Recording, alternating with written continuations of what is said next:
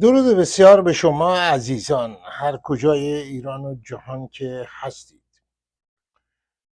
در فارسی ما اصطلاحاتی داریم که ظاهرشون چندان محترمانه نیست و زیاد استفاده نمیشه مگر به موقعی ضروری، اما در اصل وضع توصیفی داره، مثل همین زر زدن. کنایه از اینه که کسی حرف بی اساس میزنه، حرف بی معنا میزنه، حرفی که هیچ محتوای حقیقت، واقعیت و درستی در اون نیست، حرفی که نشون از هدفهای دیگه ای داره زدن این حرف. از این قبیل حرفا خب بسیار میشنویم. این زر زدن بعد از 57 انقلاب کذایی در ایران در مسند حکومت و حکومتی ها و صادراتی ها، زر زدن یکی از امور روزمره بوده. یکی از کسایی که بسیار زر میزنه، زر مفت و غیر مفت و همه با هم میزنه، چون بابت همین زر زدن ها کلی جایزه و کلی فاند و اینها گرفت، اکبر گنجی است.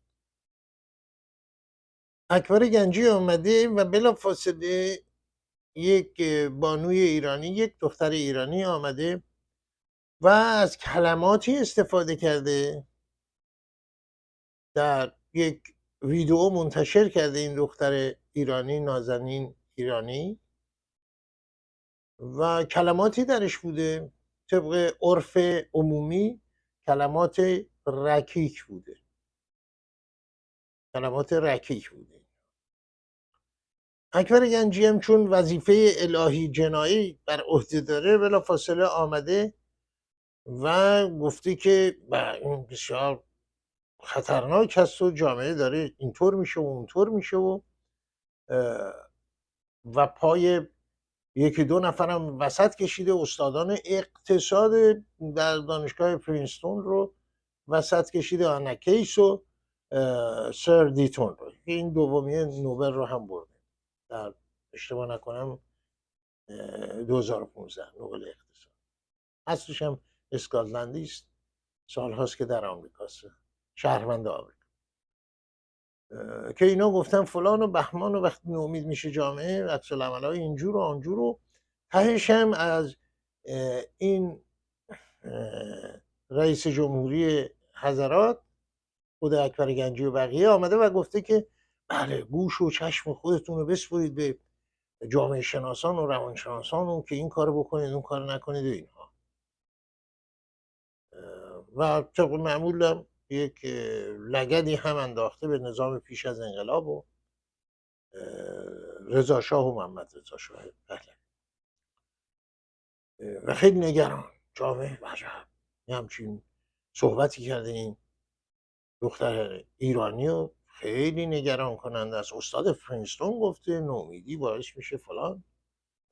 همیشه اینه دیگه، اینا این هست، یعنی فوری لنگ و پاچه یه کسی رو میکشن برادر بزرگی وسط و هابرواسی مابرواسی کسی رو میارن وسط و که این چنین گفته. قبلا کد به سخنان این نامه مالک اشتر و علی و اینها بود، الان دیگه کدها و امامانشون آمریکایی و اروپایی و اینا شد. البته دست از سر شیخ عباس قمی و مفاتیح الجنان و دعای جوشن کبیر و اینا بر نمیدارن، اونم به جای. خب در اینجا من نمیدونم کسی هست یا نیست، اگرم هست لابد این کار انجام نمیده، یا به این اساتید دانشگاه که اینا بیگناه هستن چرا بی خودی اکبر گنجی اینا رو کشیده وسط. و در جامعه ایرانی این رویداد و دست کم در زمان ما نبود. نه تنها دختران که پسران نیز از کلمات رکیک در واکنش به یک پدیده یا یک موضوع اجتماعی یا سیاسی یا هر چیزی که بود حکومتی، چون این کلماتی رو استفاده نمی‌کردن. روشنه که نتیجه خشم اون هست، اما این خشم از کجا میاد؟ این خشم از کجا میاد؟ از اینکه رهبر نظام الهی که آقای روژگرودی و بقیه آمدن و این رو یک گاندی زمان و یک فرشته از آسمان آمده و برای اخلاقیات جهان از روز اول که شروع کرد با من توی دهن این دولت میزنم و بعد همین خود شما آقای اکبر گنجی و بقیه گنجی های حکومت و گنجداران بعدی حکومت همه کسانی بودید که با یا روسری یا توسری شروع کردید، یا روسری یا توسری. همین شمایانی که مدعی بودید اسلام با مهر و محبت و اینها وارد ایران شد و ایرانیان به استقبال اسلام رفتن، خب شما محک دادید دست ایرانیایی که وقتی در قرن 20 یا روسری یا توسری شروع میشه و زدن ضرب و شتم بانوان در همون روزهای اول بعد از انقلاب، دیگه خب فکر میکنن از صدر اسلام و ورود اسلام به ایران چگونه بوده. و بعد فحاشی هایی که شماها، خب نمونهش بازجویی زن سعید اسلامی که منتشر شده، بازجویان ولایت مدار شما از اون زنی که محجبه مسلمان ندیمه زن خامنه ای بوده و فلان و اینها، چه کلماتی رو و چه ادبیاتی رو باش به کار میبرن.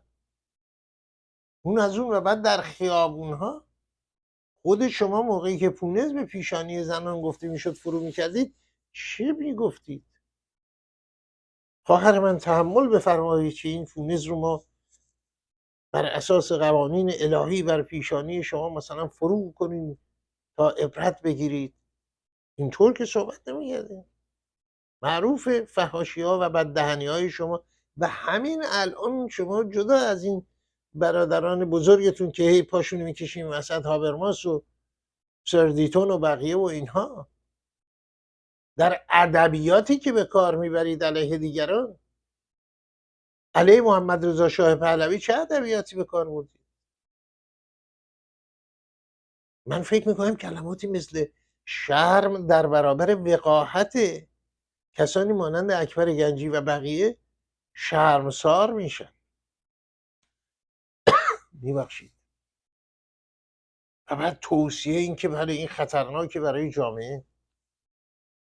شما در آمریکا نشستید نون آمریکایی ها رو خوردید، حالا به خود آمریکایی ها بعد ویرامینی مسئولیتش با اوناست که جوابی بدن یا ندن یا تحمل میکنن. خب به آمریکا پر از این حرف هست، اصلا مسئله نیست، موضوع من نیست اصلا، یعنی موضوع مهمی نیست. ولی در اینجا چه آموختید؟ ابتدایی ترین الفبای متمدنانه صحبت کردن رو نیاموختید. مطالب شما پر از فحاشی ها و بددهنی هاست راجع به خانواده سلطنتی. مخالف هستید مخالف باشید.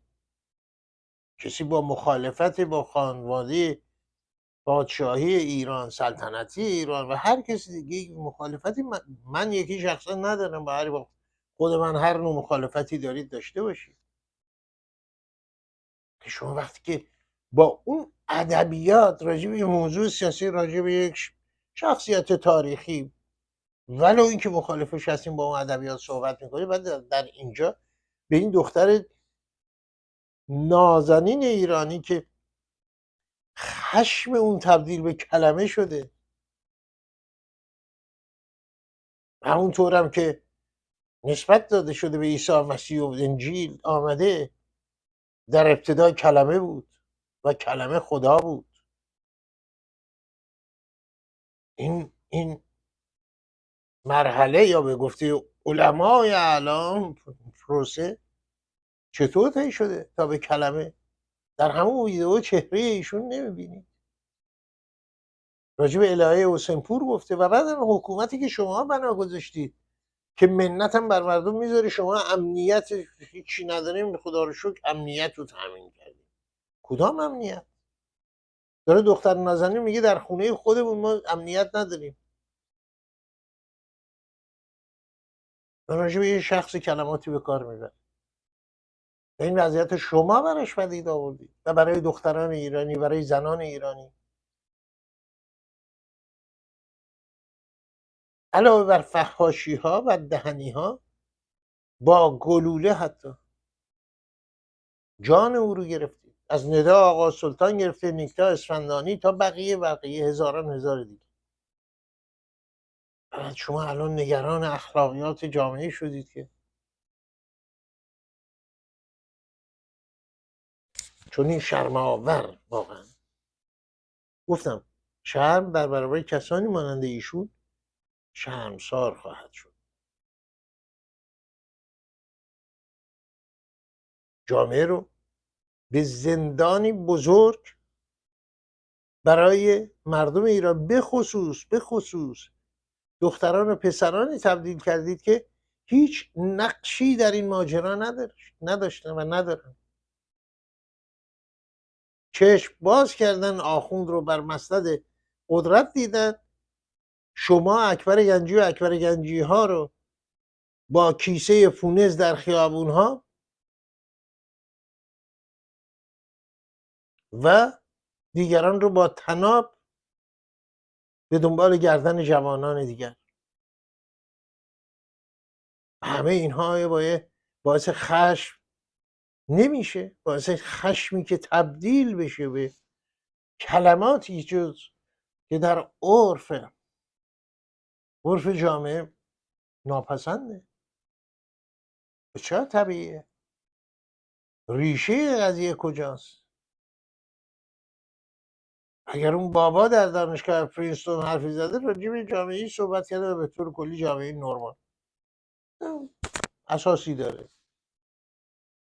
در ایران آشفته امروز که مستهجن‌ترین ادبیات رو آخوندها به کار برده و به کار میبرن و کارگزارانشون مانند شما اکبر گنجی، این حد اقل شیوهی بوده که دختری نازنین خشم جانفرسای خودش رو به کلمه تبدیل کرده. این رو نیازی به استادان اقتصاد دانشگاه پرینستون و جای دیگه نیست و هابرماس و ماورماس. روانشناسان عزیز خود ما میتونن به راحتی اینو بگن و به علم روانشناسی هم چندان احتیاج نیست البته. و مضحک‌تر این که گفتم از این پزشکیان که مشغول ولگردی های به قول خودشون سیاسی است، از این خواسته که شما این کار کنید اون کار کنید تا جامعه دچار فلان مصیبت نشه. به قول یه دوست قدیمی ما، واقعا که